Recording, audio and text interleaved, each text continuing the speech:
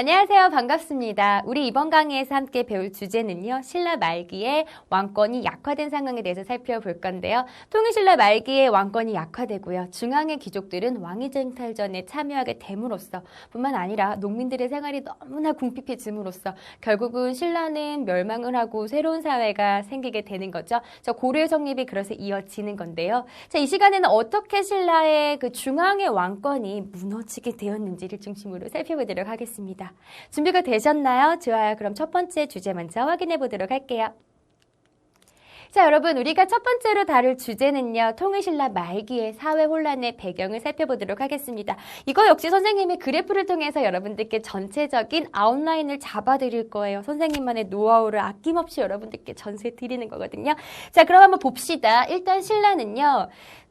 천천히 내무랑 때부터 성장해 오다가 진흥왕 이후에 통일을 막게 되죠. 통일을 막게 되면서 꾸준한 전성기를 누리다가요. 결국은 경덕왕 이후부터는 신라가 차츰차츰 하락하는 이런 구도를 겪게 되는데요. 여기서 우리가 세 가지 지점을 좀 잡아볼게요. 첫 번째는 신라가 통일하기 이전까지의 상황이죠. 통일하기 이전까지 상황에서 우리 진흥왕 때 최고의 전성기를 맞이하였고요. 자, 이때는 주로 누가 왕위를 세습했냐면 성골.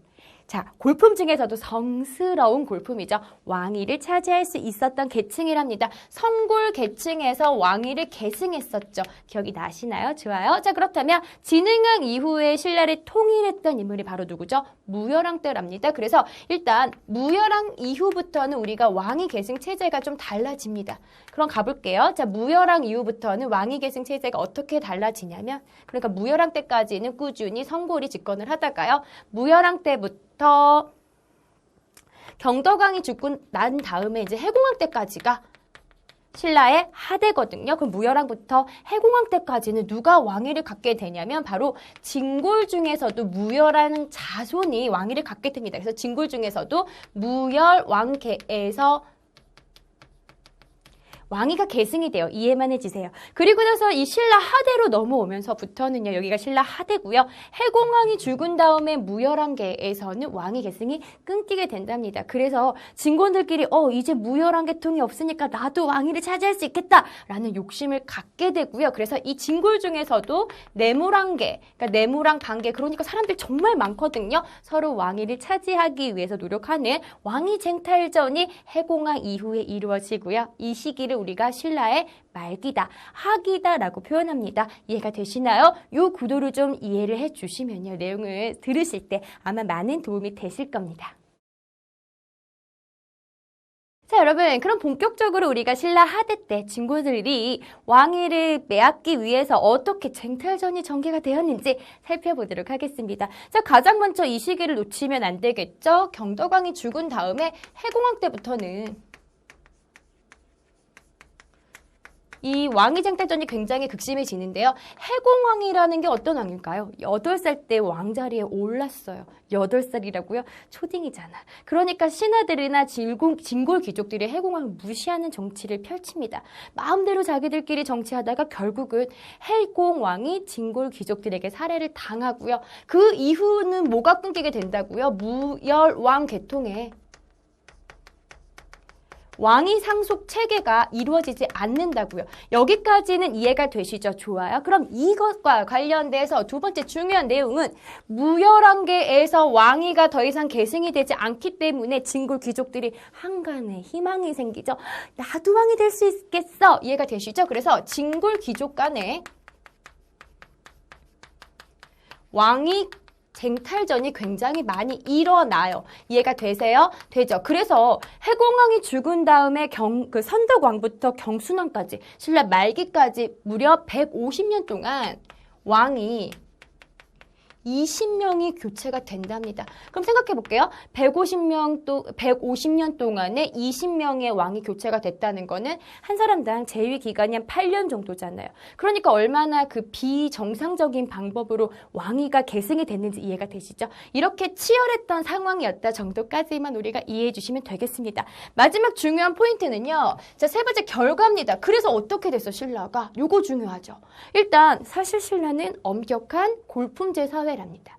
골품이 정해져 있고요. 정해진 골품에 따라서 나의 그 신분이나 관직이 올라갈 수 있는 것까지도 제한이 되죠. 왕위도 마찬가지입니다. 성골만. 진골 중에서는 무열한계만 이렇게 엄격했던 체제가 드디어 흔들리기 시작하네요. 그래서 이걸 우리가 이렇게 표현할게요. 자, 이렇게 중앙의 왕위쟁탈전이 가져온 결과는 뭐냐? 골품제 동요가 일어나.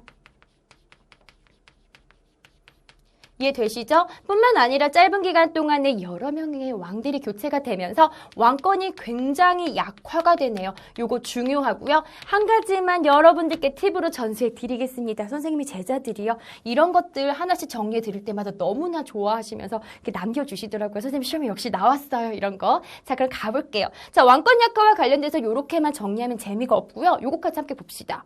왕권이 강화됐을 때는 시중의 권한도 함께 강화가 되죠. 왕권과 시중, 상대 등 귀족 대표입니다. 이 둘의 권한을 비교하는 것까지 함께 정리해 주시면 좋은데요. 왕권과 시중의 권한은 같이 가는 거고요. 정비례고요. 자, 왕권과 상대 등의 권한은 반비례 방향이었죠. 그럼 봐볼게요. 왕권이 약화됐으니 시중의 권한도 약화, 상대 등의 권한은 그렇죠? 강화. 그래서 이 당시에는 시중이 상대 등보다는 권한이 약했습니다. 요구도까지 기억을 해주세요. 하나만 더 한다면요. 중앙에서는 이제 통제할 수 있는 힘이 잃어요. 그러니까 결국은 신라의 왕족이라고 하는 사람은요. 불과 경주 지역만을 통제하는 힘만 가지고 있단 말이에요. 쉽게 말해서 우리나라 대한민국의 대통령이요. 서울만 지배할 수 있는 힘을 가진 정도뿐이다라고 이해하시면 되겠는데요. 결국은 그러다 보니까 중앙의 통제에서 벗어나게 되는 지방 세력들이 성장할 수 있는 배경들을 마련할 수가 있었겠죠. 이 결과가 많이 출제가 되니까요. 반드시 기억을 해주시길 부탁드립니다. 좋아요. 자, 여러분, 우리가 이번 강의 시간에는요, 신라 말기에 왕권이 약화된 상황을 살펴봤죠. 중요한 내용들을 핵심 정리를 통해서 한 번만 더 확인해 볼 거예요. 준비가 되셨나요? 자, 가장 먼저 신라 말기에 왕권이 약화된 상황을 확인해 볼게요. 자, 해공왕 이후에 무열한 개의 왕위 계습 체제가 끊기게 되면서 진골 귀족들이 왕위 쟁탈전을 이루어졌었다라는 거 놓치지 말고 정리해 주세요. 자, 여러분, 우리 이번 강의에서 배웠던 중요한 내용들을요, 한 번만 더 확인해보고 복습해보도록 하겠습니다. 선생님 잠깐 기다려 드릴 테니까요, 문제 꼭 풀어보시고, 자, 같이 한번 답을 맞춰봅시다. 자, 준비가 되셨나요? 좋아요. 자, 1번부터 함께 풀어볼게요. 1번입니다. 신라는 8세기 후반 누구죠? 해공왕 이후부터는 무열한 개가 왕위가 끊기죠. 그렇게 되면서 진골들의 왕위쟁탈전이 심화되었다. 놓치지 마시고요. 이건 골품제 동요를 일으켰고요. 왕권은 약화되는 결과를 마련했죠. 확인해 주세요. 2번입니다. 해공왕 이후 중요하죠. 무열한 개의 왕위 세습이 끊깁니다. 150년간 20년의 왕위가 교체가 되면서요. 사회가 굉장히 혼란해졌었다라는 것까지 함께 확인해 주시면 되겠습니다. 자, 이렇게 해서 오늘 이 시간에는 신라 말기에 왕권이 약화된 상황을 정리해 봤는데요. 강의 듣느라고 너무 수고하셨고요. 또 한 가지 당부드리는 것은요. 복습하시는 거 잊지 마세요. 자, 우리 다음 강의에서 만나도록 할게요. 안녕.